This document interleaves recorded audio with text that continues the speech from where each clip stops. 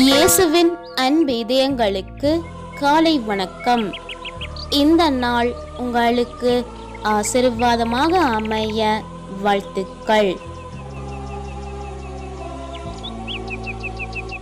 இப்புதிய நாளுக்கான ஆசீர்வாத இறைவசனம் திருப்பாடல்கள் அதிகாரம் 68 இறை வார்த்தை 5.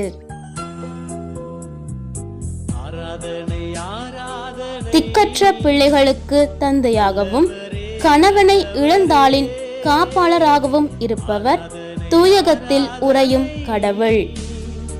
அற்புதமே அதிசயமே